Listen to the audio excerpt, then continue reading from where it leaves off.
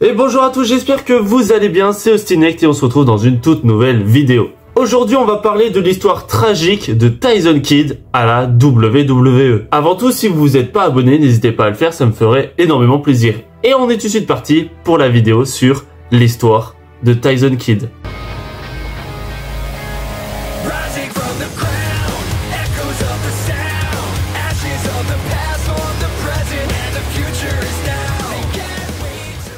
Theodore James naît le 11 juillet 1980 à Calgary. Depuis petit, il baigne dans le catch, car étant petit, il devient ami avec Teddy Atlas, qui est le fils du catcheur BJ Atlas, et Georgia Hart. C'est grâce à son amitié avec Atlas qu'il va faire la connaissance de d'autres membres de la famille Hart. Et dès son plus jeune âge, il va travailler au sous-sol de la maison des Hart, auprès de Bret Hart et Davey Boy Smith.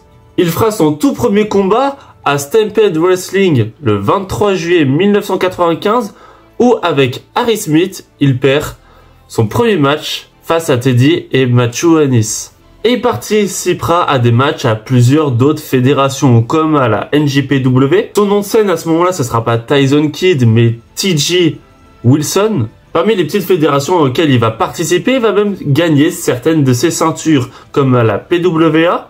Et après ça, le 26 juin 2007, il participera à son tout premier match à la FCW. Pour ceux qui ne connaissent pas la FCW, c'était l'ancien centre de développement de la WWE. Et là-bas, il arrivera même à récupérer un titre, parce que le 1er décembre 2007, il remporte enfin le titre Heavyweight de la FCW, face à Afa Junior. Mais ça sera seulement 2 semaines après où il perdra son titre face à Ted DiBiase Jr. Là-bas, il fera même des rencontres comme Drew McIntyre, Sheamus ou encore Sean Spears. Le 30 octobre 2008, il remportera même les titres par équipe avec D.H. Smith.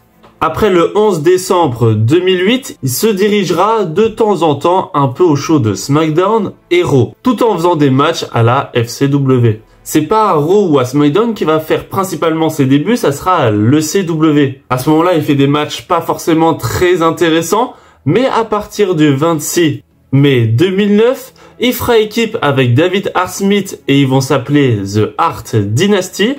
Ils seront en équipe à ce moment-là avec Jack Swagger et ils vont affronter Christian et Tommy Dreamer dans un match handicap et ça sera l'équipe de Tyson Kidd qui vont remporter ce match. Parce que maintenant qu'il est dans le roster principal, il a un nouveau nom et c'est Tyson Kidd. Il n'arrive pas le 28 juillet 2009 à être contender numéro 1 au titre par équipe. Mais le 26 avril 2010, The Hart Dynasty, donc David Hart Smith et Tyson Kidd vont affronter le Big Show et le Miz qui étaient en équipe sous le nom de Show Miz, qui détenaient à ce moment-là les titres par équipe. Et ben ça sera l'équipe The Hart Dynasty qui vont réussir à remporter ces titres par équipe. Après ça, ils vont réussir à les défendre, même face à Chris Jericho et The Miz qui s'étaient alliés à Over the Limit 2010. Mais il faudra attendre Night of Champions 2010 pour que c'est Cody Rhodes et Drew McIntyre qui remportent les titres par équipe. À ce match, il y avait 5 équipes. L'équipe de Cody Rhodes et Drew McIntyre, Evan Bourne et Mark Henry, Santino Marella et Vladimir Kozlov, The Hart Dynasty et les Usos. Après ça, que ça soit à Raw ou à SmackDown, ils vont tenter de récupérer ces titres par équipe, mais ils vont échouer. Après ça, ça va être une très mauvaise période parce qu'ils vont se faire battre assez facilement face aux Usos ou même encore par la Nexus. Il va avoir des tensions entre Tyson Kidd et David Hart Smith. Donc les deux, ils vont s'opposer et ça sera le 6 décembre 2010 où Tyson Kidd va affronter David Hart Smith et va réussir à le battre en 2 minutes. Même s'il participe au Royal Rumble de 2011 et qu'il ne le remporte pas au profit de Alberto Del Rio, et ben après ça, il n'a pas des matchs très intéressants. Il est envoyé à Raw, mais aussi à SmackDown, mais aussi du côté de NXT, le moment où c'était plus de la télé-réalité. Il faudra attendre le 17 mai 2012 pour que enfin NXT change et devient une vraie brande de développement. À NXT, il fera des matchs contre Carnacho, Johnny Curtis, Michael McGillicuddy. Et même s'il gagne pas la plupart de ses matchs, ça le permet de le mettre en avant. Parce qu'il fera même un match contre Antonio Cesaro, qui détenait à ce moment-là le titre des États-Unis, mais certes, il ne gagne pas, mais il a de très bonnes offenses et qui peut permettre peut-être de le booster. C'est bien parce que Tyson Kidd est vraiment quelqu'un de polyvalent. Il est à Raw, il est à SmackDown, il est à NXT, il fait des PLE, il est même à Saturday Morning Slam, à WWE Main Event, à WWE Superstars. Vraiment, contrairement à plein de catcheurs, il est polyvalent de fou. Je pense que dès qu'on lui demande de venir à un endroit, il va à un endroit. Lui, il s'en fiche, il veut juste catcher. C'est sa passion. À partir du 24 octobre 2013, il est un peu plus mis en avant. Il gagnera même son premier match face à Leo Kruger. Un mois après, il viendra à bout de Baron Corbin. Et il fera même équipe avec Sami Zayn pour affronter Cesaro et Leo Kruger. Et ils gagneront ce match en 10 minutes. Il participera même à la Battle Royale de WrestleMania 30 où ça sera Cesaro qui remportera ce match.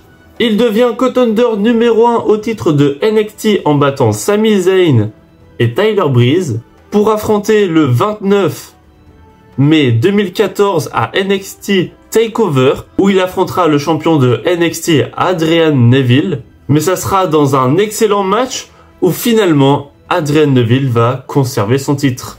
Peu de temps après, il fera même un match revanche qui ne gagnera pas non plus et il fera même équipe avec Sami Zayn pour remporter les titres par équipe détenus par The Ascension. Mais bon, vous en doutez, il ne remportera pas ces titres par équipe non plus. En 2015, il participera au Royal Rumble où ça sera Roman Reigns qui remportera le Royal Rumble. Mais à ce moment-là, il va partir en équipe avec Cesaro où ils vont tenter de récupérer les titres par équipe. Ils vont partir en rivalité face aux Usos qui détiennent les titres par équipe à Raw, ou même Tyson Kidd va s'allier à Natalya pour affronter Naomi et Jimmy Uso. Et il faudra attendre le 22 février 2015 à Fastlane 2015 où Cesaro et Tyson Kidd vont affronter les Usos dans un match et ça sera Tyson Kidd et Cesaro qui remporteront ces titres par équipe. Ils deviennent les nouveaux champions par équipe et pendant qu'il conserve ses titres par équipe, il fera son tout dernier show à NXT face à Hideo Itami dans un match non télévisé. Son dernier match officiellement c'était face à Finn Balor le 12 décembre 2014 où il avait même perdu ce match. À Extreme Rules 2015, ils vont devoir défendre ses titres par équipe face au New Day. Et Tyson Kidd et Cesaro ne vont pas réussir à conserver ces titres par équipe et ça sera le New Day qui vont les remporter. Après ça, il va partir à Elimination Chamber 2015 où il va affronter plusieurs équipes pour remporter les titres par équipe. Bien évidemment, ça sera le New Day, Big E, Kofi Kingston et Xavier Woods qui vont réussir à remporter ce match et conserver leurs titres par équipe.